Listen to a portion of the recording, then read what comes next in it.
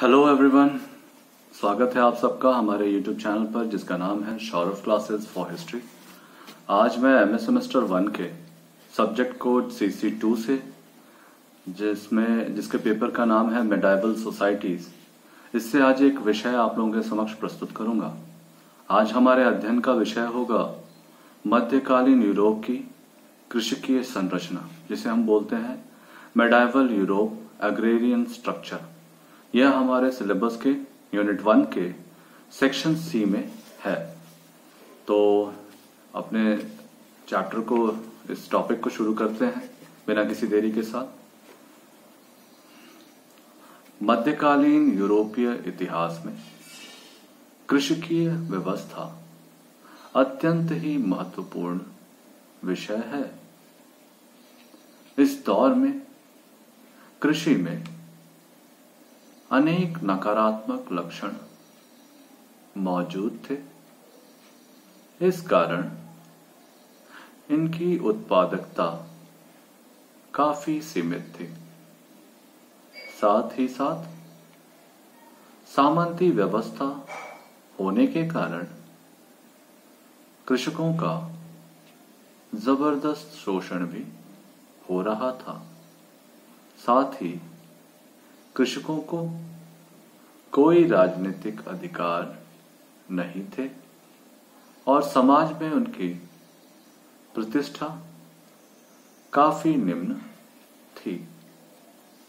दरअसल 12वीं से 15वीं शताब्दी तक यूरोप में 90% जनता गांव में रहती थी।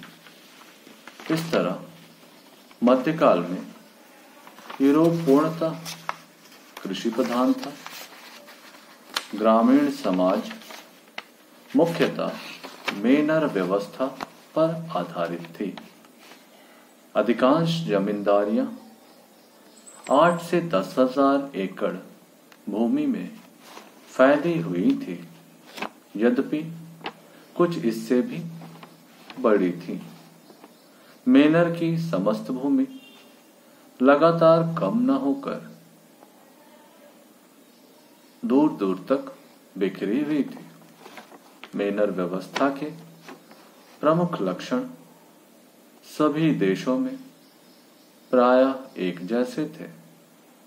मेनर का केंद्र सामंत का निवास स्थान था, जिसके चातुर्दिक खलिहान, बरसार तथा घुड़सवार इत्यादि होते थे। मेनर की समस्त भूमि 3 भागों में बटी हुई थी।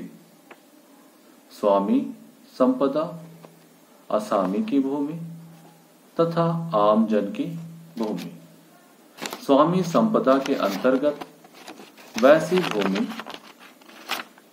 होती थी जिसके अंतर्गत स्वयं सामंत कृषि कार्य करवाते थे। आसामी की भूमि वैसी भूमि होती थी जिससे उसके परिवार का भरण पोषण होता था।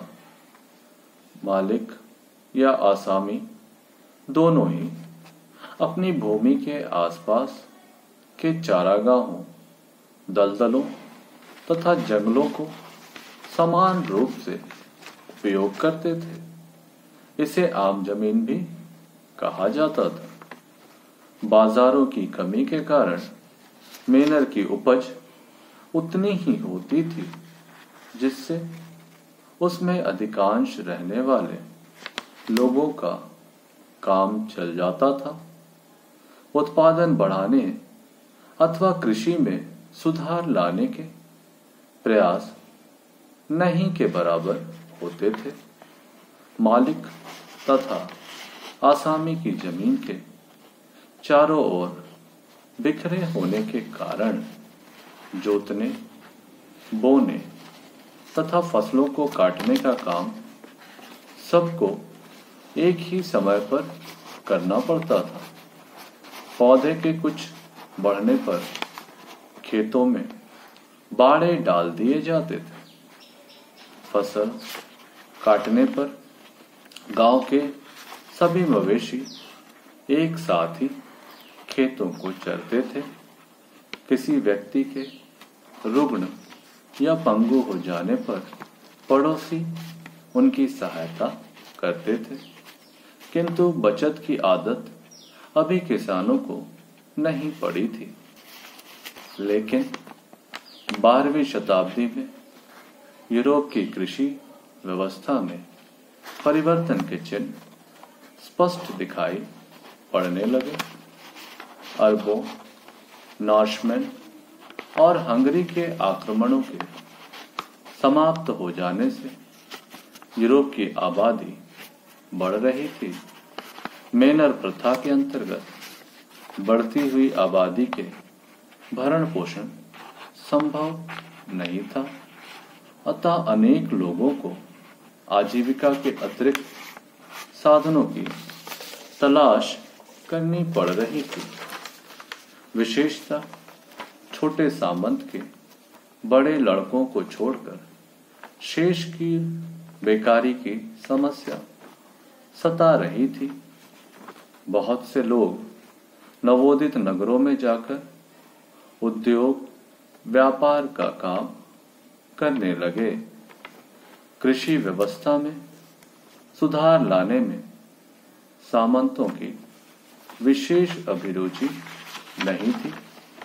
परिवर्तित सामाजिक एवं आर्थिक परिस्थितियां नगरों के उदय, वाणिज्य व्यापार में वृद्धि का भी उनके दृष्टिकोण पर कोई विशेष प्रभाव नहीं पड़ा, किंतु कुछ मठवासी कृषि विधि में सुधार लाने के लिए विशेष रूप से सचेत थे। इनमें सिस्टर्सियन प्रमुख माने जाते थे। सिस्टर्शियन मठों की स्थापना ज्यादातर उजाड़, जंगली तथा कृषि रहित इलाकों में हुआ था।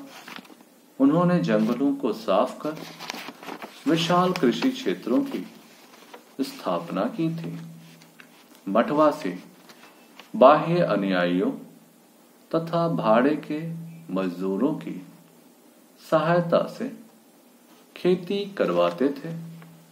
इन सिस्टर्सिनों कृषि क्षेत्रों में न तो कमियां थे न बेगार करने वाले।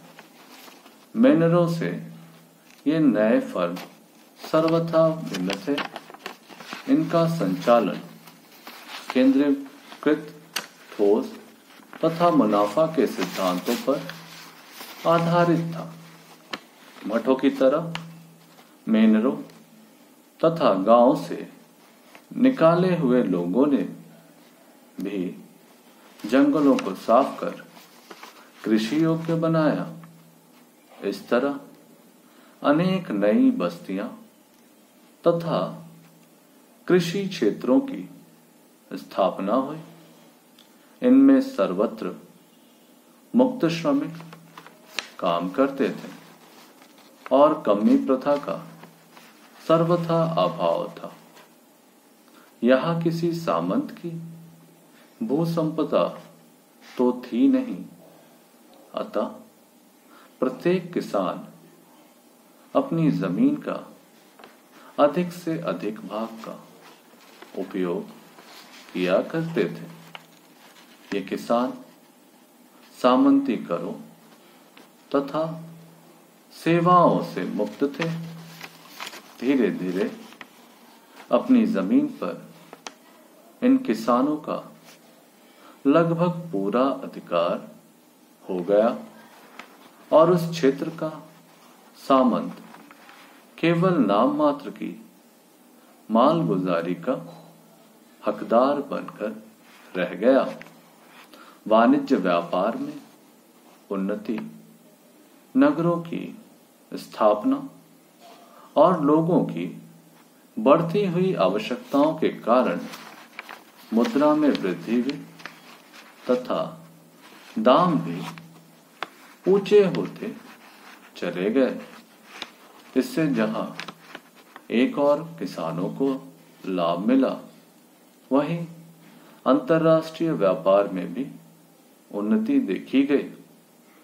इसके कारण अब किसान अन्न के अतिरिक्त फल, ऊन आदि का भी उत्पादन करने लगे।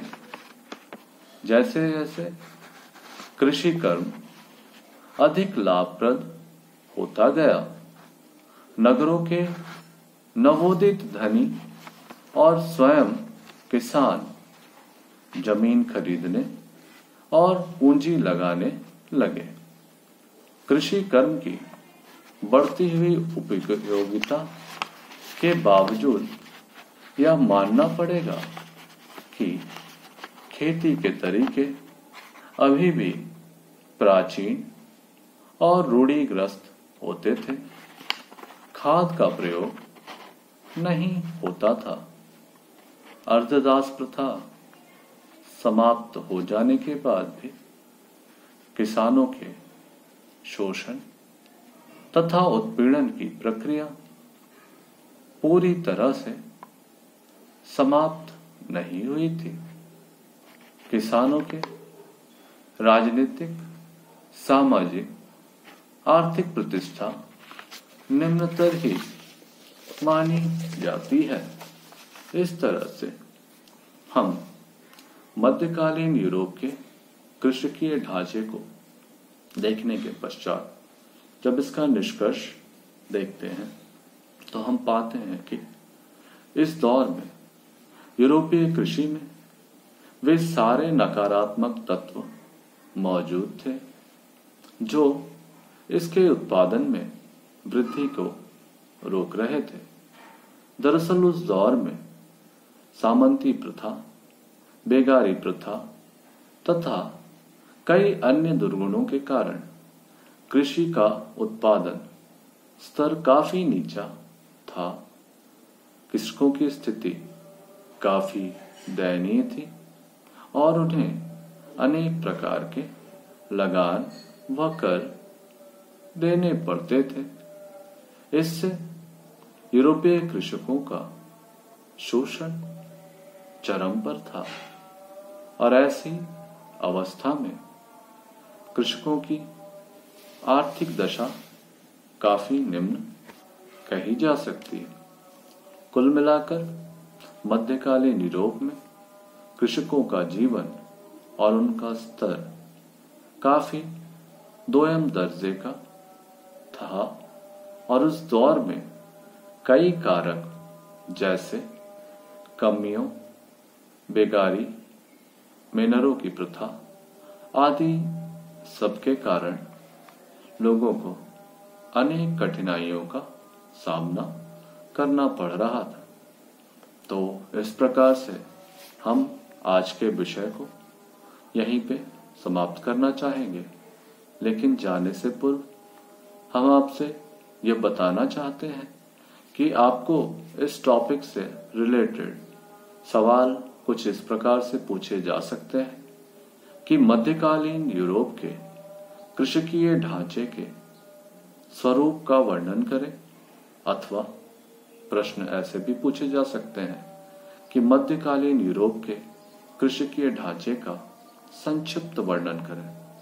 तो कुल मिलाकर इस तरह के प्रश्न आपसे पूछे जाएंगे और मुझे उम्मीद है कि आप आज के बाद इसे काफी अच्छे ढंग से समझ चुके होंगे। अगर आपके कोई सवाल हो तो आप मुझे कमेंट में अपने सवाल दे सकते हैं। मैं आपके प्रश्नों का उत्तर यथाशीघ्र देने की प्रयास करूंगा। तो आज के लिए बस इतना ही। हम फिर अगले क्लास में एक नए विषय के साथ आप लोगों के समक्ष फिर से हाजिर होंगे। तब तक के लिए धन्यवाद।